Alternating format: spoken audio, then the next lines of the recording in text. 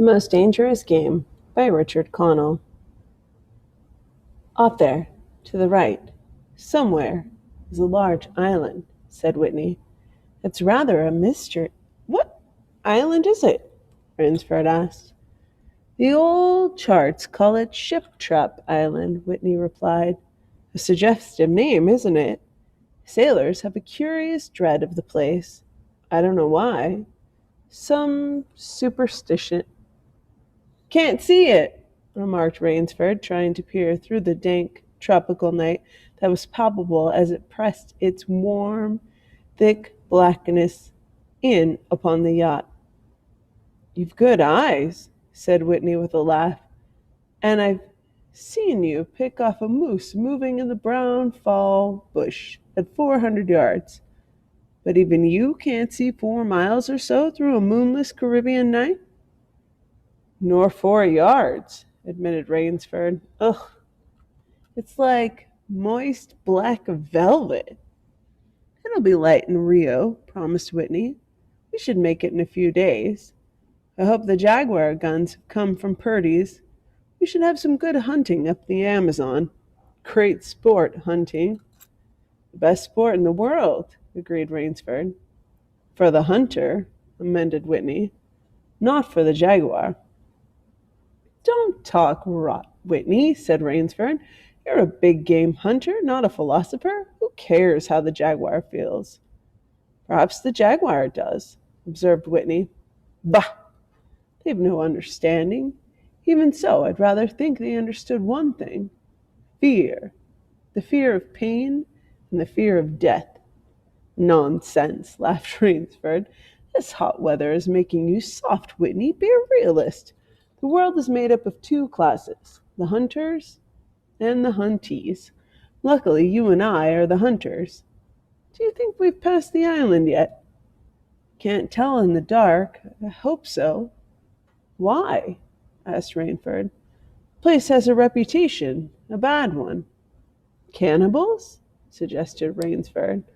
Hardly. Even cannibals wouldn't live in such a godforsaken place. But it's gotten into sailor lore somehow.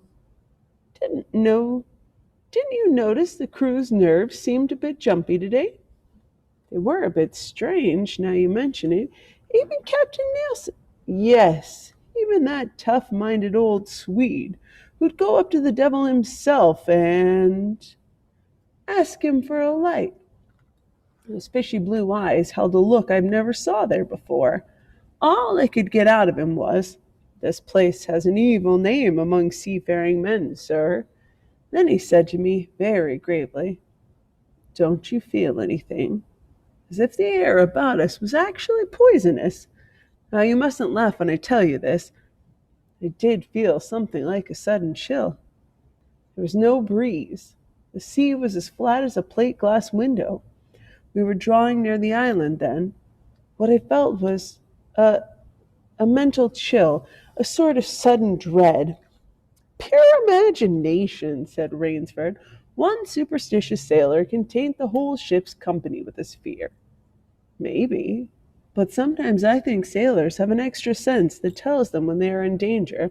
Sometimes I think evil is a tangible thing with wavelengths, just as sound and light have. An evil place can go, so to speak, broadcast vibrations of evil. Anyhow, I'm glad we're getting out of this zone. Well, I think I'll turn in now, Rainsford. I'm not sleepy, said Rainsford. I'm going to smoke another pipe on the afterdeck. Good night, then, Rainsford. See you at breakfast. Right. Good night, Whitney. There was no sound in the night as Rainsford sat there, but the muffled throb of the engine that drove the yacht swiftly through the darkness, and the swish and ripple of the wave of the propeller. Rainsford, reclining in a steamer chair, indolently puffed on his favorite beer. The sensuous drowsiness of the night was on him. Ah, it's so dark, he thought. I could sleep without closing my eyes. The night would be my eyelids. An abrupt sound startled him. Off to the right he heard it, and his ears, expert in such matters, could not be mistaken. Again he heard the sound, and again, somewhere off in the blackness, someone had fired a gun 3 times. Rainsford sprang up and moved quickly to the rail, mystified. He strained his eyes in the direction from which the reports had come, but it was like trying to see through a blanket. He leapt upon the rail and balanced himself there to get greater elevation. His pipe, striking a rope, was knocked from his mouth. He lunged for it. A short, hoarse cry came from his lips as he realized he had reached too far and lost his balance. The cry was pinched off short as the warm, blood-warm waters of the Caribbean Sea closed over his head. He struggled up to the surface and tried to cry out, but the wash from the speeding yacht slapped him in the face, and the salt water in his open mouth made him gag and strangle. Desperately, he struck out with long strokes after the receding light of the yacht, but he stopped before he had swum 50 feet. A certain cool-headedness had come to him. It was not the first time he had been in a tight place. There was a chance that his cries could be heard by someone aboard the yacht, but that chance was slender and grew more and more slender as the yacht raced on. He wrestled himself out of his clothes and shouted with all his power. The lights of the yacht became faint and ever-vanishing fireflies. Then they were blotted out entirely by the night. Rainsford remembered the shots. They had come from the right, and doggedly he swam in that direction, swimming with slow, deliberate strokes, conserving his strength. For a seemingly endless time he fought the sea. He began to count his strokes. He could do possibly 100 more, and then Rainsford heard a sound. It came out of the darkness, a high, screaming sound, the sound of an animal in an extremity of anguish and terror. He did not recognize the animal that made the sound. He did not try to. With fresh vitality, he swam towards the sound. He heard it again, then it was cut short by another noise, crisp, staccato. "Pistol shot," muttered Rainsford, swimming on. 10 minutes of determined effort brought another sound to his ears, the most welcome he had ever heard, the muttering and growling of the sea breaking on a rocky shore. He was almost on the rocks before he saw them. On a night less calm, he would have been shattered against them. With his remaining strength, he dragged himself from the swirling waters. Jagged crags appeared to jut into the opaqueness. He forced himself upward, hand over hand, gasping, his hands raw. He reached a flat place at the top. Dense jungle came down to the very edge of the cliffs. What perils that tangle of trees and underbrush might hold for him did not concern Rainsford just then. All he knew was that he was safe from his enemy, the sea, and that utter weariness was on him. He flung himself down on the jungle edge and tumbled headlong into the deepest sleep of his life. When he opened his eyes, he knew from the position of the sun that it was late in the afternoon. Sleep had given him new vigor. A sharp hunger was picking at him. He looked about him almost cheerfully. Where there are pistol shots, there are men. Where there are men, there is food, he thought. But what kind of men, he wondered, in so forbidding a place?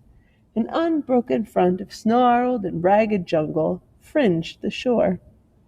He saw no sign of a trail through the closely knit web of weeds and trees. It was easier to go along the shore, and Rainsford floundered along by the water. Not far from where he had landed, he stopped.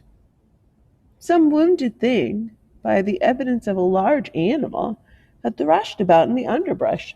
The jungle weeds were crushed down, and the moss was lacerated. One patch of weeds was stained crimson. A small glittering object not far away caught Rainsford's eye, and he picked it up. It was an empty cartridge. "A 22, he remarked. "That's odd. It must have been a fairly large animal, too. The hunter had his nerve with him. to tackle it with a light gun. It's clear that the brute put up a fight. I suppose the first 3 shots I heard when the hunter flushed his quarry and wounded it. The last shot was when he trailed it here and finished it. He examined the ground closely and found what he had hoped to find, the print of hunting boots. They pointed along the cliff in the direction he had been going. Eagerly he hurried along, now slipping on a rotten log or a loose stone, but making headway. Night was beginning to settle down on the island. Bleak darkness was blacking out the sea and jungle when Rainsford sighted the lights. He came upon them as he turned a crook on the coastline, and his first thought was he had come upon a village, for there were many lights. But as he forged along, he saw to his great astonishment that all the lights were in one enormous building, a lofty structure with pointed towers plunging upward into the gloom. His eyes made out the shadowy outlines of a palatial chateau. It was set on a high bluff, and on 3 sides of its cliff dived down to where the sea licked greedily in the shadows. Mirage, thought Rainsford. But it was no mirage, he found, when he opened the tall spiked iron gate. The stone steps were real enough. The massive door with a leering gargoyle for a knocker was real enough. Yet about it all hung an air of unreality. He lifted the knocker, and it creaked up stiffly, as if it had never been used. He let it fall, and it startled him with its booming loudness. He thought he heard steps within. The door remained closed. Again, Rainsford lifted the heavy knocker and let it fall. The door opened as suddenly as if it were on a spring, and Rainsford stood blinking in the river of glaring gold light that poured out. The first thing Rainsford's eyes discerned was the largest man Rainsford had ever seen, a gigantic creature, solidly made and black-bearded to the waist. In his hand, the man held a long-barreled revolver, and he was pointing it straight at Rainsford's heart. Out of the snarl of beard, 2 small eyes regarded Rainsford. "Don't be alarmed," said Rainsford with a smile which he had hoped was disarming. "I am no robber. I fell off a yacht. My name is Sanger Rainsford of New York City." A menacing look in the eyes did not change. The revolver pointed as rigidly as if the giant were a statue. He gave no sign that he understood Rainsford's words, or that he had even heard them. He was dressed in uniform, a black uniform, trimmed with gray ashkerdan. "I'm Sanger Rainsford of New York," Rainsford began again. "I fell off a yacht. I'm hungry." The man's only answer was to raise with his thumb the hammer of his revolver. Then Rainsford saw the man's free hand go to his forehead in a military salute, and he saw him click his heels together and stand at attention. Another man was coming down the broad marble steps, an erect, slender man in evening clothes. He advanced to Rainsford and held out his hand. In a cultivated voice marked by a slight accent that gave it added precision and deliberateness, he said, "It is a very great pleasure and honor to welcome Mr. Sanger Rainsford, to the celebrated hunter, to my home." Automatically, Rainsford shook the man's hand. "I've read your books about hunting snow leopards in Tibet, you see," explained the man. "I am General Zaroff." Rainsford's first impression was that the man was singularly handsome. His second was that there was an original, almost bizarre quality about the general's face. He was a tall man, past middle age, for his hair was a vivid white, but his thick eyebrows and pointed military mustache were as black as the night from which Rainsford had come. His eyes, too, were black and very bright. He had high cheekbones, a sharp-cut nose, a spare, dark face, the face of a man used to giving orders, the face of an aristocrat. Turning to the giant in uniform, the general made a sign. The giant put away his pistol, saluted, and withdrew. Ivan is an incredibly strong fellow, remarked the general, but he has the misfortune to be deaf and dumb. A simple fellow, but I'm afraid, like all his race, a bit of a savage. Is he a Russian? No, he's a Cossack, said the general, and he smiled, showing red lips and pointed teeth. So am I. Come, he said. We shouldn't be chatting here. We can talk later. Now you want clothes, food, rest? You shall have them. This is a most restful spot. Ivan reappeared, and the general spoke to him with lips that moved but gave forth no sound.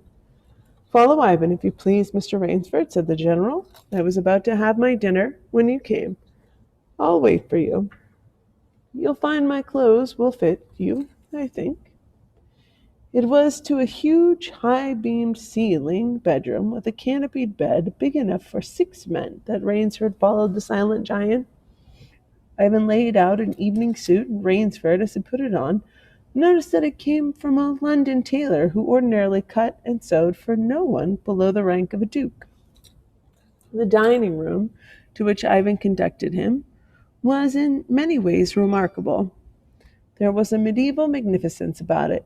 It suggested a baronial hall of feudal times, with its oaken panels, its high ceilings, its vast refectory table, where 2 men could sit down and eat. About the hall were the mounted heads of many animals: lions, tigers, elephants, moose, bears, larger or more perfect specimens Rainsford had never seen. At the great table, the general was sitting alone. You'll have a cocktail, Mr. Rainsford, he suggested. The cocktail was surpassingly good, and Rainsford noted the table appointments were of the finest: the linen, the crystal, the silver, the china. They were eating borscht, the rich red soup with sour cream, so dear to Russian palates. Half apologetically, General Zarev said, We do our best to preserve the amenities of civilization here. Please forgive any lapses. We are well off the beaten track, you know. Do you think the champagne has suffered from its long ocean trip?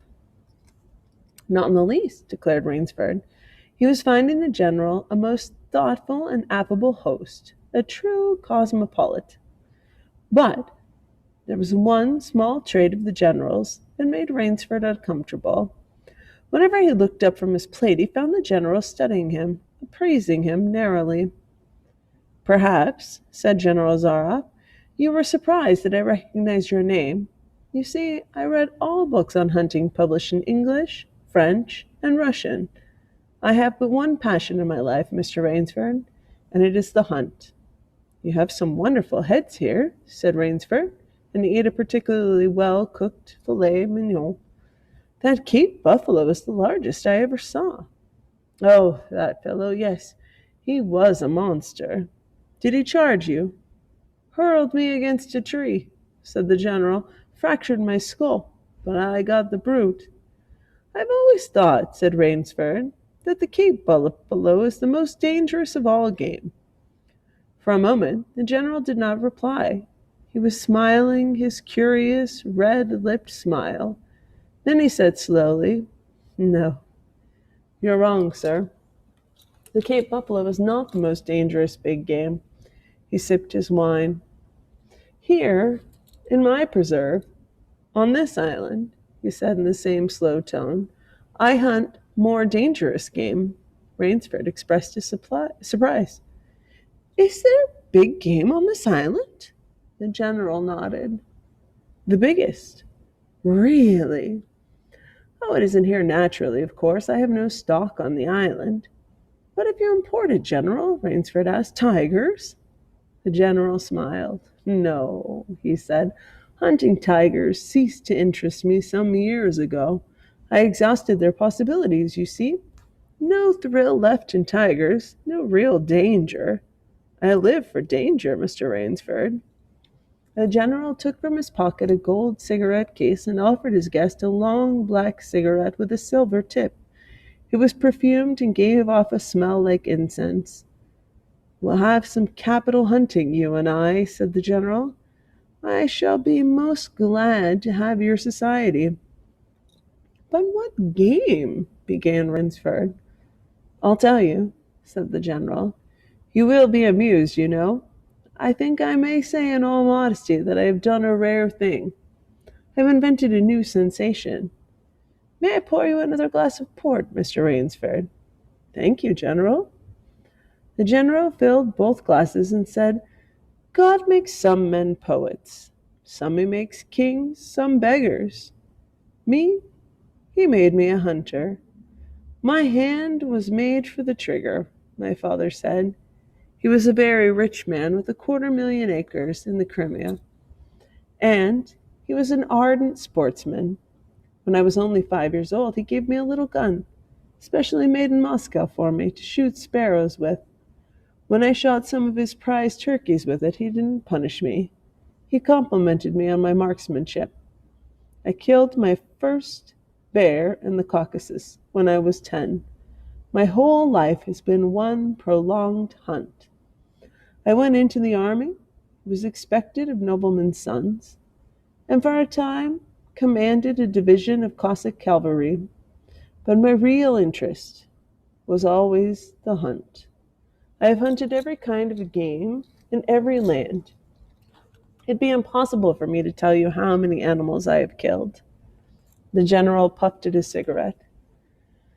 After the debacle in Russia, I left the country, for it was imprudent for an officer of the Tsar to stay there.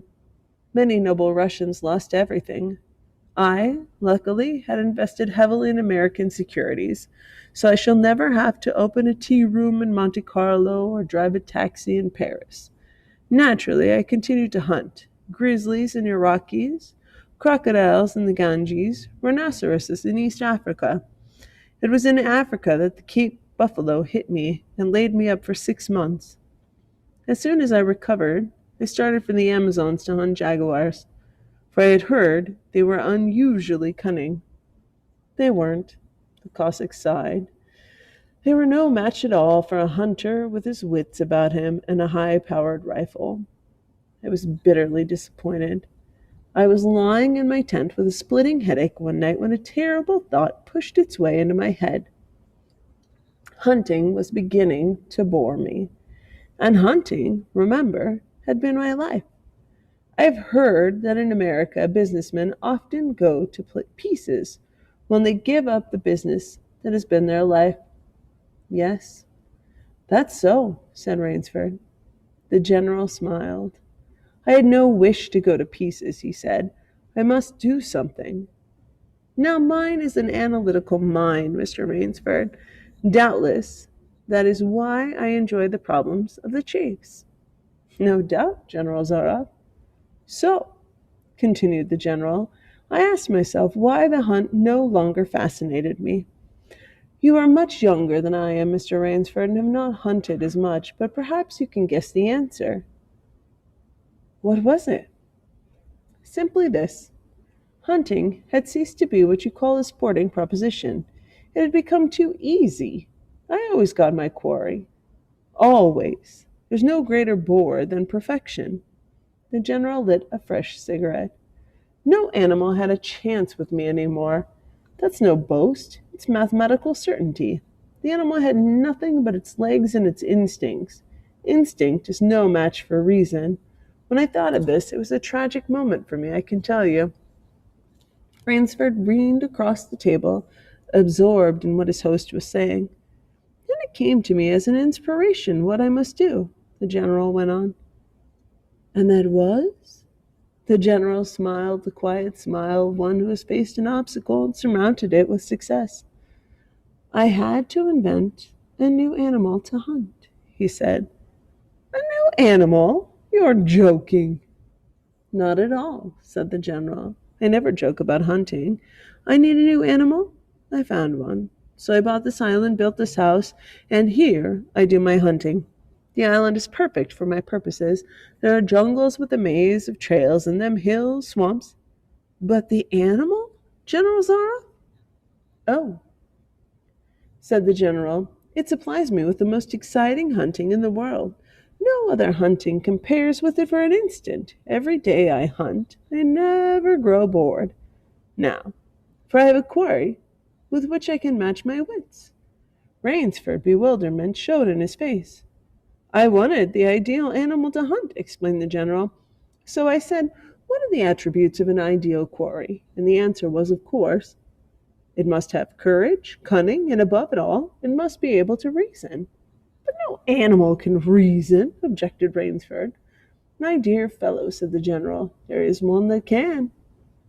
But you can't mean, gasped Rainsford. And why not? I can't believe you're serious, General Zaroff. This is a grisly joke. Why should I not be serious? I'm speaking of hunting. Hunting? Good God, General Zaroff, what you speak of is murder. The general laughed with an entire good nature. He regarded Rainsford quizzically. I refuse to believe that so modern and civilized a young man as you seem to be harbors romantic ideas about the value of human life. Surely your experiences in the war